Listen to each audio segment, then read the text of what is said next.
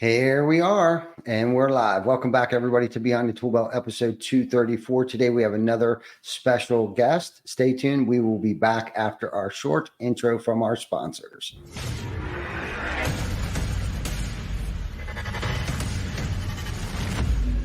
TC Backer. Roofing, siding, windows, gutter, solar. Roofing, siding, windows, gutter, solar. TC Backer.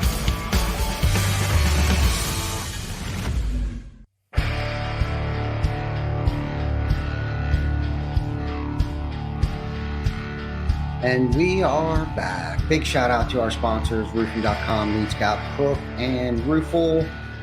Thank you guys for always staying consistent with us, and especially Tim Brown. Big shout out to Tim Brown out there, Hook Agency. He was an early adopter of ours and bought in right away as a sponsor. He's been a tried and true sponsor. We love Tim Brown. He was just on, I think it was last week.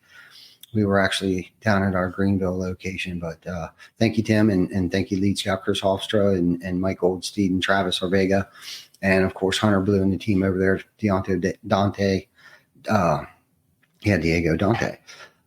there. Thank you guys. Big shout out to you guys. And today we have Chris Wolf with Wolf and Wolf, man. Hey, Chris, how are you today? I'm stoked to be here, brother. I love your intro. Got me jazzed up.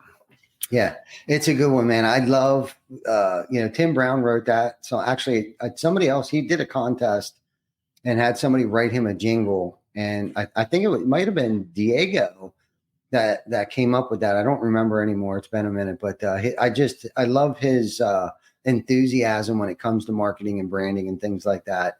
And I always get a chuckle at it, to become a roofing rock star. I always think of that Cypress Hill song, rap. Yeah. Oh yeah. Yeah. Exactly. I always think of that every time I hear that. So I'm glad you're familiar with that song too. It's one of my favorites. Definitely a classic. But yeah, Tim's a good dude, man. And it's always a hoot to have him on. We actually got to experience, we went on Eric O's Exhale retreat over in Cayman Island, where we got to go scuba diving together, and it was his and I's first experience scuba diving. We had to get certified before we went, and then we actually got our final certification, open water certification, when we got to Cayman. So that was definitely an interesting experience, and definitely stepping way outside both of our comfort zones of going deep down into the bottom of the ocean, holding your breath when you're not supposed to. But that was definitely a wild experience, but learned and grew so much from it. So that'd be two really crazy experiences for me to pick from: make a jingle or scuba dive. I'm kind of terrified of both. Yeah. Right. Yeah. And John, our director of marketing and sales, actually wrote our jingle for us. That's his voice. He wrote it. He sang it, published it. The whole shebang. He did a great job, and it's very catchy. We get a lot of people hating on it because it's stuck in my head, and it's like, good, it worked. Right. I'm going to bed. TC Backer. I was like, well, good. That's what we want. We wanted that. We plugged that in there intentionally and on purpose to get that subliminal message sent out there, that sound waves. So, but yeah, it's all good stuff. And we learned, like we were talking earlier before we got on here, there's been a lot that we've learned when it comes to marketing, branding, podcasting, things like that, why we got into podcasting. And most of our viewers already know, we did this. We started down this path of podcasting because we didn't know how to get one of our local charitable events out there. We built these gazebos that we were auctioning off at a local home show to get them auctioned off, and all proceeds would go to the Workforce Now program, which is a program that encourages students to get into the trades. And somebody suggested doing a Facebook Live, and we're like, what is that? Because 4 or 5 years ago, it was kind of like, yeah, there was Facebook Lives. But I don't think it was as prevalent, especially in our industry, as it was then as it is now. So it was kind of like, okay, so we had our iPhone 8 out there. Ooh, I'm tired with TC Backer. Come on down to the York Home and Only with your arm. Yeah, right. Exactly. And literally that's how this podcast got started. So we did that for several weeks up until the home show. And then we went live while we were at the home show, like, hey, come on down to the York Home and Garden Show and bid on these gazebos that's going for a great cause. And we realized quickly that we were reaching more people outside the walls of the home show than that were actually attending the home show at that time. Because back then you could also host what was called a watch party, which the algorithms were different. Like we would have 5,000 views. I mean, like it was insane. 5, 10, 15. It was nothing to have 20,000 views by the end of the week because everybody could share your watch party. And like it would just compound, and then all their friends on their feeds would see it. And it just was this huge morphing mushroom of this thing. Now, of course, things have changed a little bit. And if you can get 500 to 1,200 views, within 3-4 days on your playbacks and stuff, that's, you're doing pretty good. But that's just kind of how the algorithms are set up on social organically. Now you could pay to boost things, and that's something that we've chose not to do that. We've always went organic. Now, not stating that we didn't boost one or two of them just to kind of see what effect, and it definitely increased our viewership. But we like we were talking about earlier, it wasn't really, we didn't really care. We don't really care about like the quantity.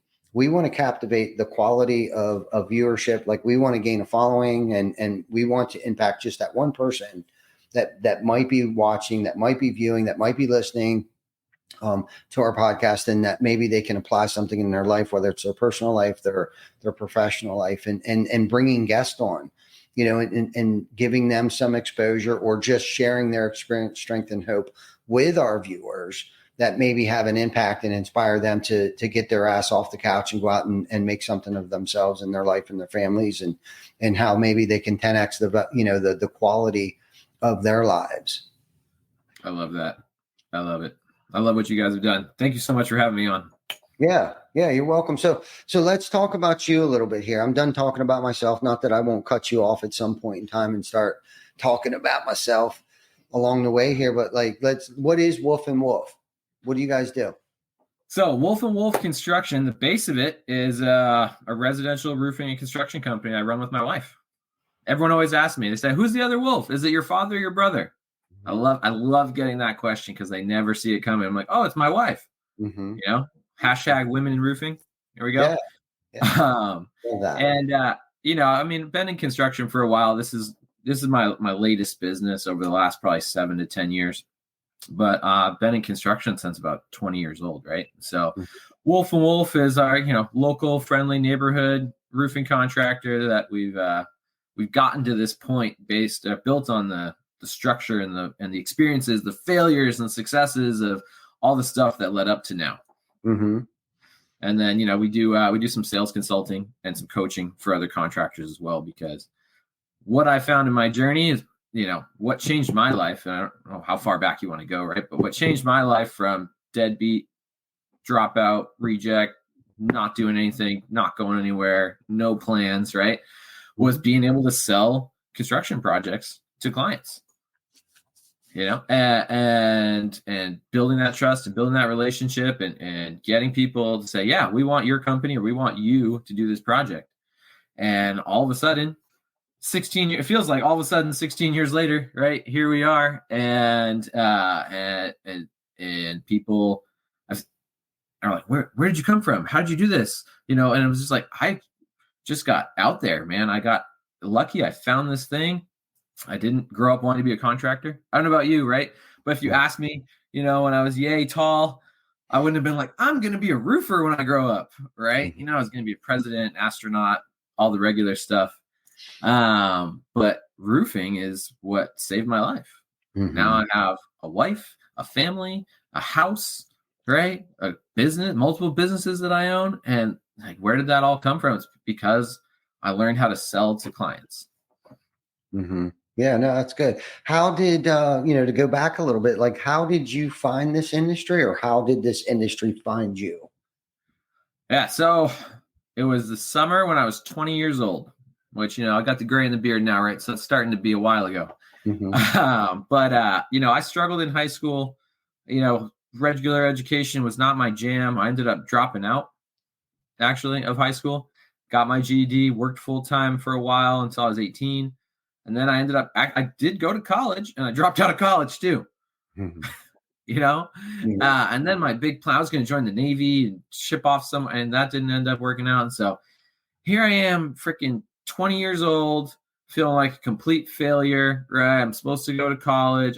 Didn't make it in college, didn't even make it in high school. The Navy wasn't even that interested in me. I'll be honest, had some substance abuse issues probably back in the day, when I was a young man trying to figure out my life and what mattered, what I thought mattered versus what actually matters, right? Mm-hmm. And I was just grasping for straws. I was like, I'll take any minimum wage job I can. I need to figure out something. And I found this little company called College Pro Painters. And I was like, great. Well, I'm not in college, but I'm of the age. Maybe they'll hire me. And I got hired at the lowest level of the totem pole. I got brought in as a painter, grunt work, masking windows, moving ladders, back rolling for the guys that actually knew what they were doing, Mm-hmm. and did that for a summer, did the labor, worked my way up. I got promoted to a crew lead, which I thought was a big deal back then. Here I am, me and two other guys painting houses. And the corporate, as a franchise system, corporate came up to me and said, hey, we see some potential in you. And, do you want to interview to run your own franchise? And I was like, no, I don't. I have no interest in business. Like, I thought business was for these like loser types, It was a story I had in my head, which is funny because I was a loser. So it was really funny looking back on it that I was like judging other people that I thought were losers, when in fact, here I am, college dropout, high school dropout, no direction. I was living in my parents' guest room, right? Like my bedroom had already been taken over by the time I moved back in with my parents. And, but I wanted to develop as a leader. I wanted to get better. So they got me in. I started selling. And that's when I was like, oh, something's changed. Mm-hmm. Something's different here. And I started selling. And, they give you the tools and they kick you out there. And, you're a college kid, right? They're like, knock on doors. Yeah. Get leads the hard way, right? Mm-hmm. It's funny. I mean, anyone's in sales right now, I don't know the last time you knocked on a door. It still works. Mm-hmm. It's not glamorous, but it still works, right? And I got in this program and I started selling and I started selling more and I started selling more and all, and I had a lot of failures. Don't get me wrong. I heard a lot of no's. I don't know about anybody out here. I've heard a lot of no's, but luckily through the no's and I was so desperate, right? I was so tired of being a fucking loser. Pardon my language, right? Mm-hmm. But I was so tired of just, I didn't have anything going, and I got this one chance, this one company, and so I threw myself into it. I said, I don't care how many doors I have to knock. I don't care how many no's I get. Like, I'm going to brute force this thing. Even if I have a 5% close ratio, I'm going to brute force this thing. And luckily I closed more than 5%, right? But just getting punched in the face. But it turns out if you're willing to do the work and get developed on sales and get punched in the face enough times that you learn how to avoid getting punched in the face, that totally changed everything. By the end of the year, I was top rookie in North America. Year 2 came back, top 5 overall. They're trying to recruit me to do the corporate job and this and that and all that. And it all came back to the fact that I was hungry and I hustled and I was willing to do what it took to learn how to sell and to sell. Because it's the gateway of everything in construction, right? Mm-hmm. The guys can't work on projects if there's no projects to work on. Right? There's no customers until you make the customers. And, I came from a very dark place, but I was very hungry. And when I got the chance to eat, I just devoured. Yeah. Yeah. No, I get that. So you said a couple interesting things there, and you talked about like what mattered then and what matters now. And then you talked a lot about, or briefly touched on that paradigm shift. Let's maybe dive a little bit into that paradigm shift where it was like, okay, I'm sitting at a park bench and I don't know what to do with my life. And things aren't going, the Navy didn't even want me, which is pretty pathetic because they're always trying to recruit people. They probably would have taken me. Um, you know what I mean? But when you were talking about that shift, like what moment happened in your life when that shift happened where it was like, I'm just, I'm a laborer on a paint crew, and I'm back painting, the guys that are more experienced than me, and then corporate came and you said no, like you weren't interested at that moment to be, an entrepreneur or a manager or a leader at that point in time was your first instinct. But like, what happened? Was there someone that you saw? Were you just sick and tired of being sick and tired? Like let's dive into that a little bit. Like what happened? What shifted? What made that shift happen? Yeah, man, I can tell you exactly where I was. I was mowing my parents' lawn in the backyard. Mm.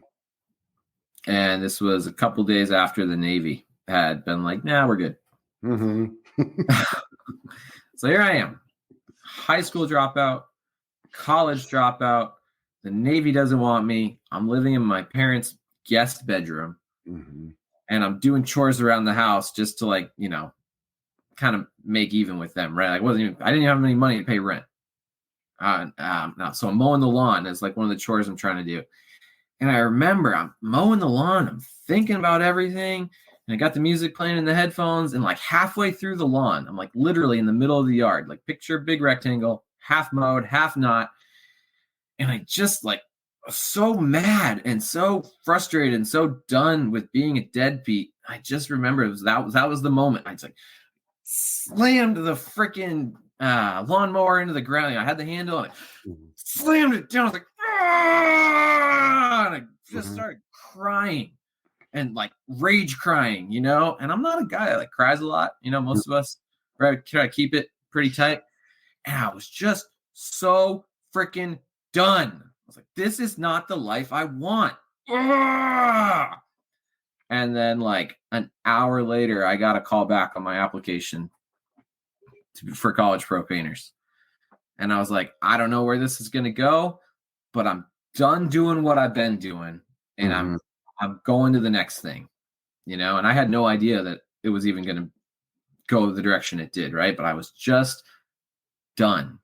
I guess the other moment that led into that lawnmower moment, probably a day before, sitting with my dad, and I'm lucky. I have a great relationship with my dad. But if you ever had to tell your parents something that they made them so disappointed in you, right? Where they just look at you, I've got my drug problem, I got nothing going, and I could just see in my dad's face, he was just so disappointed. Not even mad, right? That's the worst part. He's just disappointed, man, this is what my son has become. Yeah. And I was like, oh, fuck, right? And then that kind of led to that lawnmower moment the next day. So then, when I got my chance, I was like, I don't know anything about construction. I don't know anything about paint. I don't know anything about selling paint jobs, but someone's given me a chance. I'm going to grab it with both hands and everything I have, and I'm going to give it everything I got. I'm going to empty the clip. I'm going to throw the gun. I'm going to throw myself. I'm going to do everything I can because I was just freaking done. Yeah. Yeah.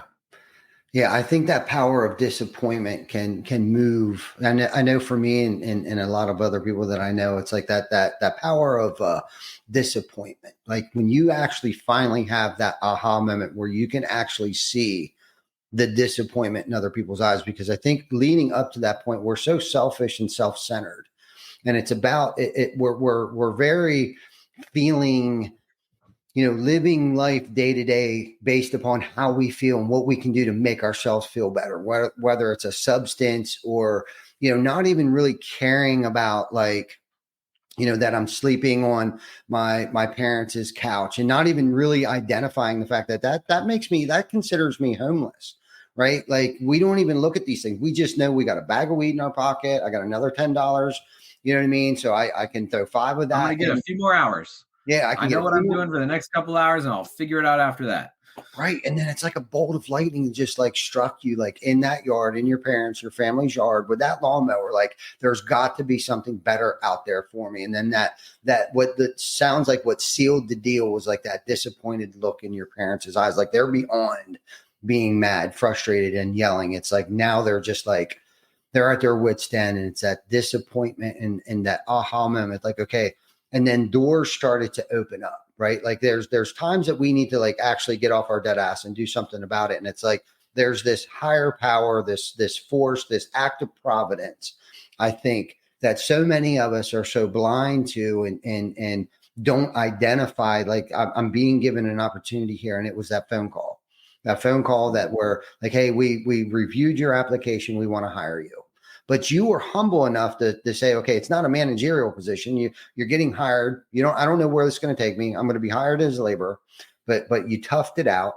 Right. And I think that's a lot of the problem with the society today is that they're not willing to start at the ground level and work themselves up and prove themselves. And it sounds like you've really like proven yourself over time where like corporate actually identified like, hey man, this kid's a hustler. So when they approached you and you said, okay, yeah, did what happened next? Like, did you open up your own franchise? Like, tell us the next little trajectory there for a little while. Like what happened then after you got the job, you were labor, corporate came out. What happened then when they approached you, after they approached you? What other doors were opening up? Oh, he might be frozen. At least he's got a decent. There you are. Nope. Sorry about that. We're back. Yeah, it's okay. At least you weren't frozen like this. That's the worst, right? Yeah, you actually look pretty like you were listening to me. Well, I was until it cut out. But yeah, I want to touch back on something you said. I think ego, right? And humility and being humbled. Mm-hmm. Like I was a cocky young little mofo. I thought I knew everything. I thought, going to parties and living the fast life was the key to everything. And I knew how to be happy and successful. And I didn't need to do the hard work because I had it all figured out. Right. Mm-hmm. And I got my ass humbled to the point where I was like, all right, I got to do something different. I got to take, and then, I was, it's really interesting what you said about being open to those doors, right? Seeing the possibility. And I think the difference for someone who's going to make a change in their life versus someone who's going to keep doing the same thing is someone who's like, who's going to grab it. Like it's really corny. There's that Eminem song, right? Lose yourself. You got one shot. Do not miss your chance, right? Mm-hmm. And I think, it sounds so corny, right? But like when you get a chance, you got to treat it like that. Like this might be your only chance to change your life. Mm-hmm. And the people who say, I'm going to grab it and I don't care how messy it looks or how stupid I look or what it's going to take for me to get there. I'm going to grab it and I'm going to hold on tight. Those are the people that are going to make a change. Yeah. Yeah.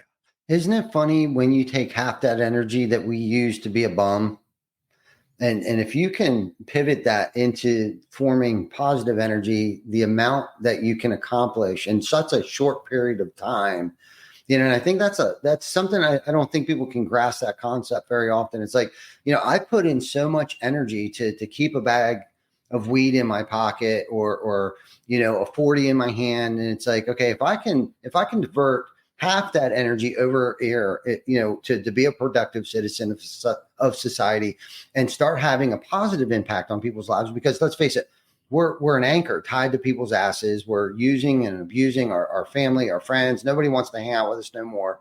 And if they do, it's because they think I have something to offer them. And it's like we're using each other. That's kind of like it's a very transactional relationships over here. And it's like, once that paradigm shift happens, it's kind of like, I am smart. I am somebody. I can accomplish things, right? And when you have that kind of that aha moment and someone gives you a second chance, whether they know that they gave you a second chance, I think that in itself is a humbling experience. But then that sends you on a trajectory of, at least for me, where it's like, okay, I've been down and out, but if I wasn't given that second chance, I wouldn't be where I'm at. Second, third, fourth, fifth, sixth chance that I've been given. So it's like almost like our moral obligation to give back what has been really so freely given to me. It was just an opportunity. It's like it is now my job to give opportunities to other people that may not, have it so or less fortunate, or just needs a break, like just needs someone to cut them a break. Okay. So corporate came, and what happened at that point in time? Corporate came, and did you stay with the painting company, or did you decide to like start your own painting business? So I was young. I had no idea what I was doing. So I stayed in the family, so to speak. Mm-hmm. I got recruited to run a franchise, right? So I was a business owner, but in a franchise. It was safe. It was really safe, right? Right. Yep. And then I did that really well. I got promoted up to corporate, where I was then recruiting and coaching college students on running their own businesses. Mm-hmm. And it was all very safe, right? And I was feeling really good. Like, look how terrible my life was before. Look how good my life is now. This is awesome, right? Mm-hmm. And then I don't know if you ever run into this. I kind of plateaued a little because I was happy in the safety, in being part of something. I knew it wasn't totally perfect. I didn't really want to be working in someone else's family, right? I wanted to get my own thing going for my family, right? And it took me probably another couple of years before I was like, you know what? I am capable. I am smart. I am passionate. I am a good leader. I am going to make this happen. And then I got kicked out of the nest a little bit and had to start flapping. And then I realized, I'm flying. Mm-hmm. I'm flying, right? And so, and that's where I was like, let's do this, man. And so, I started learning the other trades. I got into roofing. No offense to any painters out there. I love painting. Painting was my first love. It'll always be by my heart. Painting's tough business to make, all the money you've ever wanted to make in. Let's put it that way. And so I got into roofing. That became my main squeeze. Started learning all the other stuff, siding and windows and decks and all that. But the big thing for me was like, okay, I was in a terrible place. I got an opportunity. I hustled, I grinded, I got to a safe place. But then I was like a little too safe. And then I needed to kind of be pushed out of my comfort zone again to grind and move to the next level. Mm-hmm. And that's where Wolf Construction, Wolf Consulting, all of that kind of came in. Because I was like, all right, the safety I needed the safety, right? Because I had been, such a bum. And I got to a place where I loved myself. I respected myself again. And then, how do we take it to the next level? Really, I want to be my own boss. Mm-hmm. Mm-hmm. What opportunity was given to you at that moment? Like, okay, you said you were pushed out. Like, so what do you mean? Like your parents kicked you out? Like, did the painting company say, okay, we're kind of done with you? Like what happened there when you got pushed out? Yeah. So luckily I'd gotten to a good financial place. I wasn't living with the parents anymore. Right. Mm-hmm. So, the finances were up, things were going good. But the painting company, so they're North American, Canada, and US, and they were actually getting out of the US market. Okay. And so there was an opportunity to kind of stay on, keep doing the thing for a while. But it was like, all right, I can't run a student painting business forever. I'm going from a young man to a real man, right? Met a woman, great woman, incredible woman, better than I deserve, right?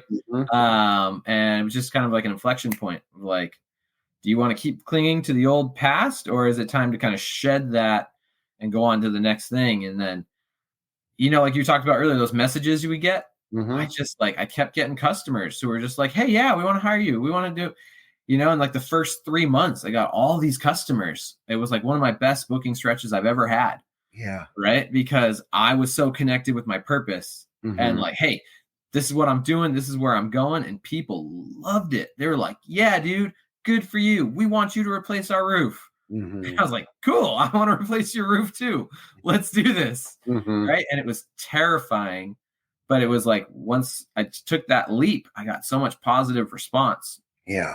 And I was used to that feeling of being uncomfortable from before when I got into construction, that like, I don't know what I'm doing, but I think this is the right direction, and I'm going to work really hard and do my best I can for my clients and my people, and we'll see what happens. And I really reconnected with that energy, and it just took off, man. It was like, cool.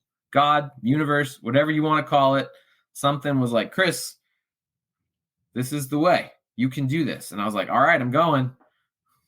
Yeah. And it's so cool too. You talked about it a couple of times about, stepping outside your comfort zone. And I think we talked about that a little bit before we went live here. And it's like, that's where success happens. Like nothing good really happens on the couch where I'm all warm and snuggly with my favorite blanket and the dog's cuddled up on my lap, and I'm watching my favorite TV show. Like, that's not where success happens. Success happens on the outside. They got to crack that door open and go and explore this area of your life where it's like, what, this is very uncomfortable to me, but it sounds like, you were willing to take that chance, take that risk, and due to stepping outside your comfort zone. We talk about this topic all the time, stepping outside your comfort zone. And it's just like going to learn how to scuba dive and all these things. And it's like how I've been able to apply this metaphorically and physically and virtually in my life. If I can learn how to scuba dive, there's not much I won't be able to accomplish in my life. And I'm sitting here thinking about like the history of your life in a nutshell that you explained to us it's like all those uncomfortable times. So it sounds like, the unfairness that we might have is that our threshold for pain is much higher than most entrepreneurs. Like, the threshold for pain is much higher. And that willingness to take a risk, that willingness to step outside our comfort zone is really the differentiator between mediocrity and success. So having said that, what would you say was your scariest thing that you faced or challenge, even this far into your career? How did you overcome it? And what did you learn from it up until this point? Well, I was listening to a spiritual guru a couple weeks ago, and he's talking about the idea of like your spiritual death, right? And like rebirth, right? I don't want to get too religious, but like, and it's non-denominational, right? But it's like the idea of like, we have this ego and this idea of ourselves, and we're so worried about how people are going to take it or what it's going to look like in the world. And we almost have to like die. We have to kill that part of ourselves off and step into our new persona, right? And so I feel like the good news about all the struggle I went through with the drugs and the dropouts and the Navy didn't even, right, all that stuff, it really like kind of killed that part of me, right? And so when I went out to go from the big franchise company that, I had some independence, but it was still a safe thing, and I went out on my own, the analogy that I use, cracking the door open, sure, I strapped some wings on and I started running towards the cliff. And I got to the edge of the cliff and I jumped. Mm-hmm. And I said, well, I'm either going to fly or I'm going to crash. But the good news, and that was terrifying, but the reason I was willing and able to do that is I wasn't scared of failure anymore. Mm-hmm. Looking back on it to when I was a young man and I was abusing substances and had all these unhealthy habits, I was terrified of failing. I was just terrified. I was like, no, I can't, right? And so then I just failed so badly as like a human that luckily then I got into this new path, and then I was like, okay, what? So I'm going to run towards the cliff and I'm going to jump off. And if my wings don't work and I crash into the ground, well, then I'll just get back up and I'll do something else or I'll do it again. Right. And that's what I always tell people, how do you get so many sales? How did you learn so fast? Like, I just failed a lot more. Yeah. Like big picture failures. Sure. Right. But then in the business or in my profession, right. Didn't land that job because I missed XYZ. Boom. Failure. Move on. Learn from it. Right. Mm-hmm. And so it was a very scary moment to finally actually go out on my own and pursue my dream of running my own business. But I wasn't scared of failing anymore. And I knew even if I failed at running my business, it was going to help me somehow. And that's what I want people that's what I want everyone to know, right? Is failure is not the end of the process. Failure is part of the process.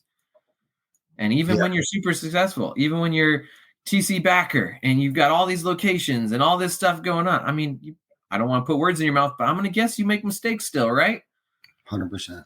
Right. And that's just part of the deal. And, it's freeing, and it can be big failures. It can be little failures, but you're going to fail and you're going to move forward. And, luckily when I did jump off the cliff, my wings worked and I flew, but I didn't allow the fear to stop me. Mm-hmm. And I knew if I crashed and burned, I would get back up again. Yeah, no. And that's great too. And, because, failing's I was sitting there and you were talking about, you were a failure because and same with me. It's like, we weren't even attempting to try anything other than whatever our selfish motives were, right? Like to get high for the day or whoever we could mooch off of, so we weren't even attempting.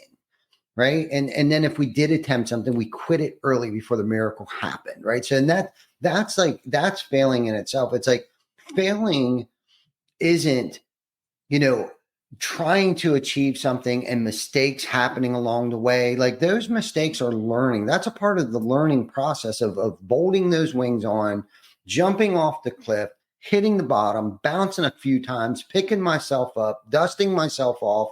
Like, okay, maybe I should have ran back further, got a lot further running start. Maybe I should have jumped higher. Like now I got something now I got some matrix, right? Now I got some data. Now I got some information to learn from, and what can't be measured can't be scaled. But if I'm not even doing anything that could potentially even be measured, how am I supposed to scale this thing? Right. And it's like, with attempting these things, but like, don't quit 5 minutes before the miracle happens. Vic and I was just talking about, like, we're doing the Fearless 44 together. And it's like, I accidentally forgot to do my live one night, but I've done every single thing else for the past 79 days.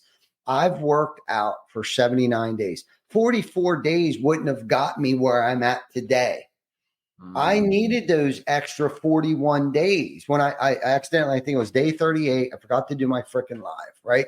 Even though we went live on Wednesday, people were trying to co-sign my shit. Like, but you did your podcast. Yes, but it wasn't my intentional 2 minute live. But I didn't quit. There's a couple of things here. One, I didn't quit, right? I didn't see the results I wanted to see yet. And I knew 44 days wasn't going to be enough. So I said, Vic, hey man, Vic, come do the Fearless 44 with me. I need accountability, a partner here. That A, so I don't forget to do anything. And B, so, integrity wise, I'm doing everything, right? Because nobody really knows if I'm doing all this stuff, but I promise you 99% of it I've done for the past 79 days. I'm still not where I want to be.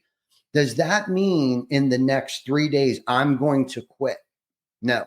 There's still certain aspects, still certain things that I want to learn that I got involved with in this past 79 days that I need to complete. That's going to take much longer. So we've done the 6 bricks. We didn't do the fulfillment 50 this time. We did the 6 bricks. So as I'm reviewing the 6 bricks, I'm all but like journaling, and I'm extending things out as the days go on. It's like, I could just quit when my day 44, it's the last video. Hey, I'm done. This is just the beginning of the journey. I'm just getting started because I myself have created the habit of the things that thank God, working out on a daily basis, eating right, getting to bed at a certain time, reading a certain amount of pages in a book. I'm not going to do the scroll and dial anymore. I probably won't do the 2 minute lives every day. I might still stick to that. But the thing is, what it's done for me, it has taught me, one, to all of these uncomfortable things and rearranging my schedule to make sure I get an hour workout in place, a 2 minute cold shower. These are things that I'm not going to ever stop doing. Why? Because I've done it long enough where I've actually started to see the results. Is it what I want them to be yet? No. But if I quit, I would fail. But if I continue down this journey, and I don't even know what that really looks like yet. But you know what? I'm enjoying it. I've gotten over that pain where I'm not sore every day and my back doesn't hurt. Like, I've worked out enough where it's like, okay, if I'm not sore, then I didn't work out hard enough. Okay, so you're pain through pain, there's growth. So there's a lot of analogies and metaphors that how we can look at this, where it's like, if I quit, I failed. But if I continue down this path, and I may not be getting the results as quickly as I think that I should be getting, maybe I'm doing something wrong. Maybe I need to raise my hand and I need to ask for help, but I'm not going to quit. I'm not going to give up. I'm not going to quit. And in life and in business and in family and in health, all of those things, that's why people get out of shape. They give up. They gave up on themselves. They quit. They quit. They failed. Education, continuous education. I need to continue. I need to remain teachable, right? I don't want to quit. I don't want to be the dumbest guy in the room because I refuse to ask questions, right? The smartest guy in the room is the guy raising his hand. I don't care what anybody says, because there's somebody else in that room that also doesn't know the answer to that question. Okay. If I or take addicts, right? Oh, I yeah, had one relapse. I'm effed. I'm done yes, with being clean. I'm screwed forever. we just said the same thing. You know what I mean? When I was on that journey I was a couple of Fearless 44s ago, I was attempting to stop smoking cigarettes. And I had this great idea that I would smoke one less cigarette every single day. So then by day 22, I was going to quit. That was it. I was done. Well, guess what? I smoked a cigarette on day 23 and I was just devastated. I mean, I was devastated. I couldn't quit. It was maybe it would work for other people, but that process didn't work for me. I actually ended up starting over again, and everybody was like, dude, but you're quitting. Did you like give up and like go out and buy another pack of cigarettes? I was like, no. They're like, but that you're quitting. Like, don't give up. I did end up starting over. I don't know if that was ego, like, or pride. Like, I need to start this thing over because I'm cool. I don't know what it was at the time. This was probably 2 years ago in Utah. We were in Utah on the road, which made it even worse. But I did, you know what? Eventually I quit smoking cigarettes. Like, I never gave up. Like, I knew I needed to stop smoking cigarettes. It's a horrible habit that I picked up back in my youth, you know, of all the other bad habits that I picked up. That was just one vice that I held on to over the years that I thought, you know, I'm just not. I quit drinking, I quit smoking weed, I stopped all these things. I just, you know, I'm not ready yet. I haven't suffered enough consequences. And that's what started going through my mind, that didn't start experiencing any consequences other than bad breath. I smelled like cigarettes, which was enough consequences. Like, I didn't want to have to be, you know, suffer from emphysema, carrying around an iron lung and those things, because being a knucklehead like me, like, I need to experience enough pain before I get off my dead ass and do something about it. And I just didn't want cigarettes to be that scenario, that case. I did not want to like experience something really detrimental to my health. It was like, okay, now it's a good idea to stop smoking cigarettes. But I stayed to it. I stayed true. I was like, you know what, we're going to stop. I'm going to stop smoking cigarettes. And I applied some principles that I apply in other areas of my life to stop smoking cigarettes. I applied those same principles that worked in every other facet of my life. Why wouldn't it work in this facet of my life? I just need to take it one day at a time. If I smoke one less cigarette than I did yesterday, right? Or if I smoke one less pack this week than I did last week, that's an improvement, right? Just one pack a day, right? One cigarette a day. However, metaphorically, I wanted to look at that. I just wanted to smoke one less cigarette today than I did yesterday.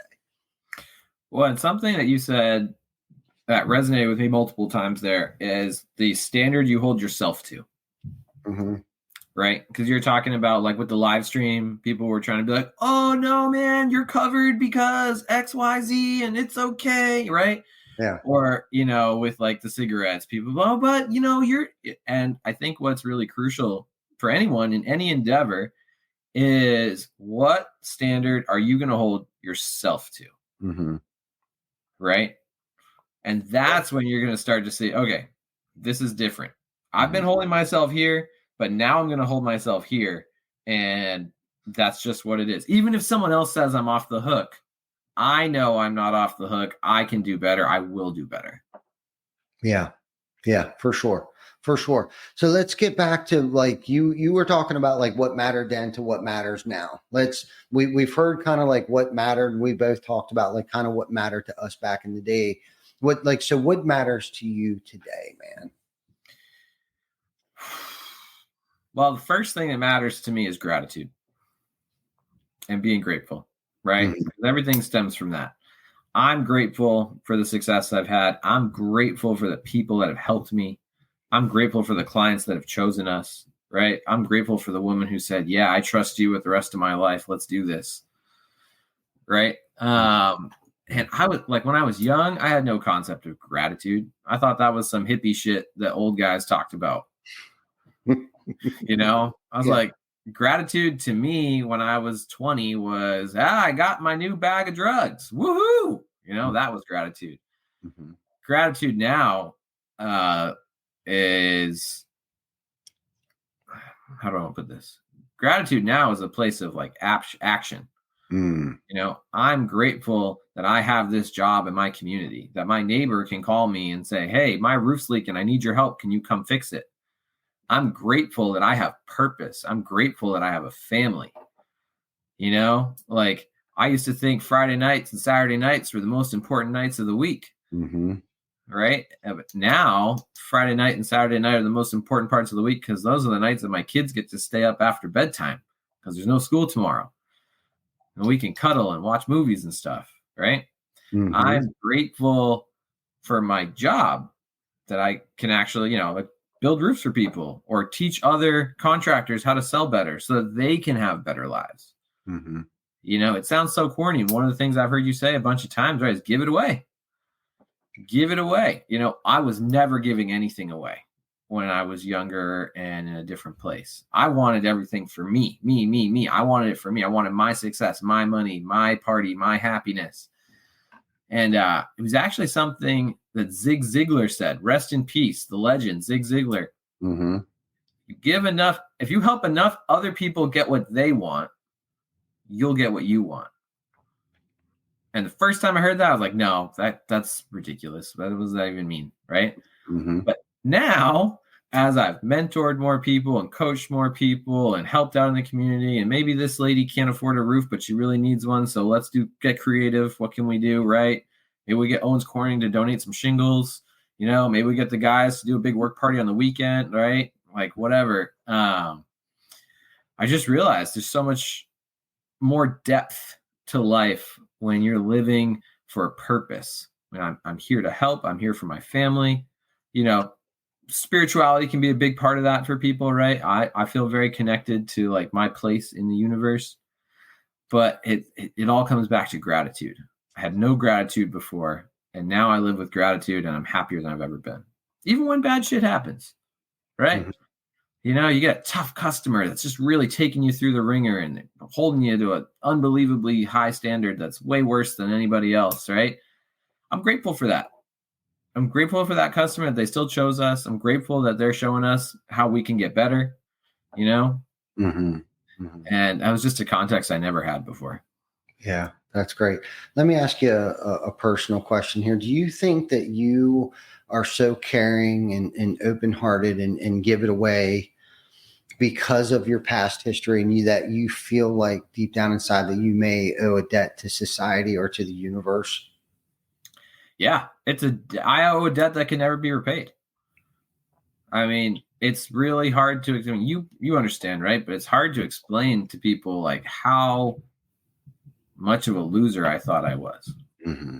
I never really thought about suicide necessarily, but it was like just because I was too selfish. It wasn't like I was like, oh, I have all this stuff to live for. Mm-hmm. My life was like this black hole. Yeah. And someone gave me a chance at the right time, and I was ready for it, and I grabbed it. And ever since then, I've been trying to give that chance back to the next guy. Mm-hmm. Because it's so rare, right? Well, it's not, the chances aren't rare. What's rare is our ability to see them and grasp them. Mm-hmm. Because there's a lot of chances. There's a lot of companies. There's a lot of people, right? But yeah, I mean, if you would, I was just talking about it, Father's Day, right? It just happened, Father's Day weekend. I took my dad. I took my old man out to a Brazilian steakhouse, all you can eat. Mm-hmm. Don't worry about it, Pops. Get anything you want. Get the extras. Buy some, get a drink for yourself. Whatever. I don't care. It doesn't matter. Mm-hmm. Midway through the meal, he looked at me and said, man, 15 years ago, do you think would you have ever thought you'd be taking me out to an all-you-can-eat meal where you don't even care what the bill is? Yeah. Love that. I love that. I do. You said so many good things there, and thank you for answering that question, because my dad and I are closer than we have ever been over the past 15 years. And I too put my family through the ringer. Right. And it's nice to be able to give back to them, right? Even when they weren't expecting it at all. It's like, no, I got this. I'll take care of it. Or just being responsible for them. Like if they call me, they know I'm going to answer the phone. If I don't, I'll call them back. Mm-hmm. And if they ask me to do something, they know that I'll actually show up to do it, or it will be handled today. And it's such a freeing feeling. And that's where our gratitude is today. Like I am grateful for the opportunity to be able to play it forward back for them, because we know that we went to it. And the meaning of gratitude, I love how you touched on how it's different today than it was back then. And it takes a certain, we would only have to experience what we've experienced in order to really fully understand and grasp the differences between grateful, like the small, simple, stupid things that we were grateful for, back then, and thought we were balling. Hey, I got a place to sleep tonight. It didn't matter where, but I'm warm and I got food in my belly. Like, right. Yeah, I like, convinced a girl to come home with me. Look at me. Yeah. Like, yes. it's such low grade shit. Yeah. Petty, low grade, 1-star shit. Right. You know what I mean? And then today, the 5-star life that we try to live today, and the 5-star quality of gratitude. Right. And I love how you touched on, it's an action word. Gratitude is a verb, right? Like we have to, show our gratitude for first and foremost, right? Like we have to show those that gave us the second chances, like, hey, we're grateful, and we have to play it forward, right? Because I don't think anything really necessarily happens by mistake or accident. For some reason, for whatever reason, I've been given a second opportunity, right? Like have been given that extended warranty, right? Like they've given. So what am I going to do with that? Am I going to show my gratitude with it, or am I going to piss it away? Right? Like I have to identify, like, okay, I've been given a second chance. I've been given another opportunity. I've been given that extended warranty. Am I going to take advantage of that in a positive light and have a positive impact on people's lives, right? Whether it's your sales, training that you have, or am I going to, help my family when they need? I had the opportunity to have my mom live with us right up to the day she died. She died in our house, right? Sober. I was sober, right? She saw me her last day. She was with us. I was sober, right?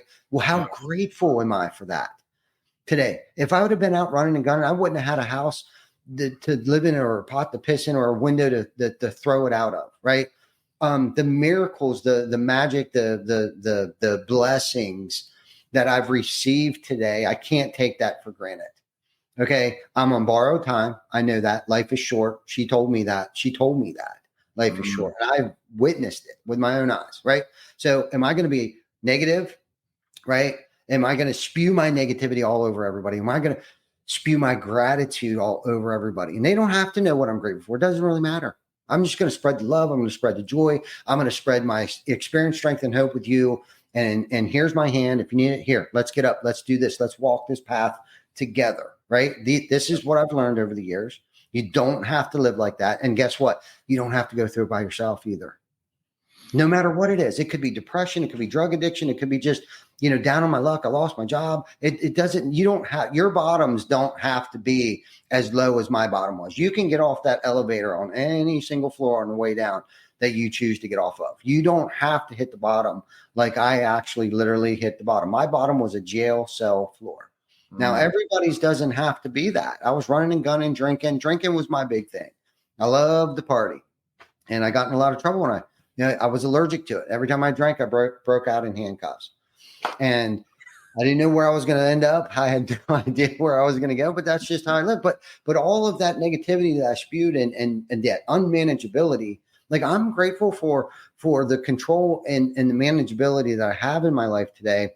And we have to give this thing away to keep it, right? And that's the knowledge. Like so counterintuitive, right? Like all of these things. I met you at a conference a couple of years ago. Okay, so all of these self-help things that I've done over the years. Okay, was I doing that for myself? Am I applying these things, and am I sharing those things with other people? Right? It's one thing to read a book.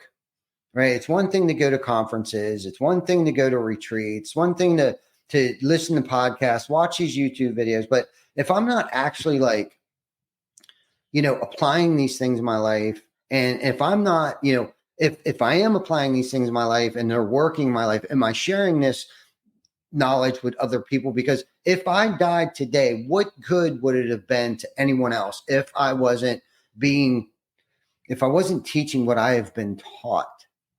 Right. And that's the way that I look at it. It's like we have baby boomers that work for us, and we intentionally paired them with people that have no experience, young kids right out of high school. And because if they would die today, that trade, the trade that they know, the expertise that they know in the field that they're in, okay, if they died today, what good would it be for the next generations? Like whether we're grooming the next generation of leaderships, whether we're grooming the next crew leader, whether we're grooming the next, CEO of McDonald's to go out and have their own franchise chain of whatever, whether they come, and that's the thing. That's how this thing has been designed. Life is designed for us to give away what has been so freely given us. That's opportunity was free. The opportunities that didn't cost me a thing. Those doors that were open for me didn't cost me a thing. Those second chances that people gave me, it may have cost them, right? But they did it and didn't know it. It probably came back 10x for them. And you'll never see a successful, super successful person. And success isn't always monetarily. Okay. Success. Way more to success than money. Absolutely. Yeah, big time. You'll never see someone that's full of gratitude downgrade anyone else. That's the bottom line. And a grateful drunk won't ever drink. Well, and you won't. So for me, when I was abusing drugs, a lot of it was I felt sad. I felt unhappy, and I was using substances to escape, right? Or you're in a tough spot at work, right? And you're feeling certain feelings. But if you're grateful, those feelings don't even come. No. If you're grateful to have a job, you're not going to want to quit. Mm-mm. If you're grateful to be alive, you're not going to feel like, I need to go drink my sorrows away. Mm-hmm. Right? When you can be present to that. Yeah, man. No, that's good stuff. Before we wrap this up, man, I got another question for you about it could pertain to life, it could pertain to business, but what advice would you give someone starting out, whether it's in the roofing business, or I guess let's go with the roofing business. What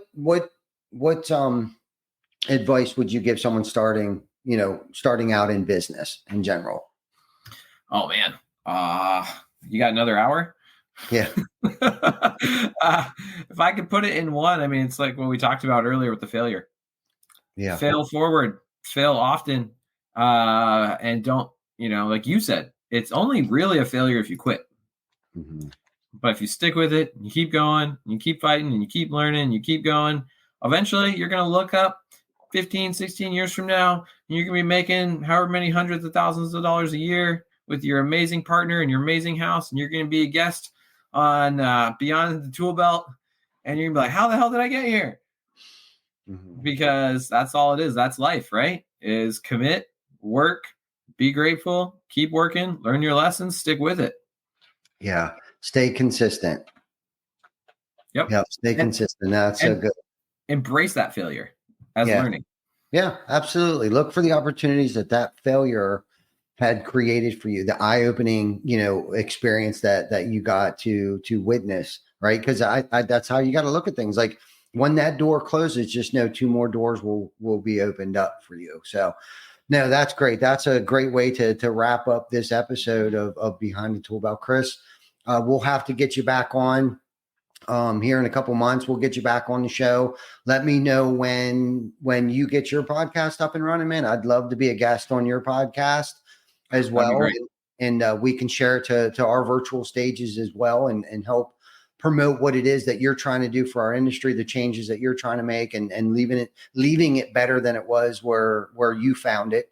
And I know that's what you're about. And that's what I love about you. That's what gravitated to Jana and I to you when we first met you. I think officially introduced each other was at lunch. I think it might've been 2 years ago at the couples retreat, I think. Yeah, was the first time that Jan and I met you and your lovely wife, and give her a hug and a kiss, man, and don't ever forget where you come from, bum, and remain humble. Everybody out there, remain humble, and also thank you for tuning in on your lunch break if that's what you're doing today, and get out and enjoy the wonderful weather of the summertime that we're experiencing, at least over here on the East Coast. And don't forget to like, love, subscribe to our YouTube channel, our Facebook page, Behind the Tool Belt, Spotify, Google, and Apple Play. Until then, we will see you guys next week for episode 235. We will have R.D. Saunders with the Maxwell Group. We'll be on the show next week, so don't forget to tune in next week. And we appreciate everybody. Until then, stay tuned.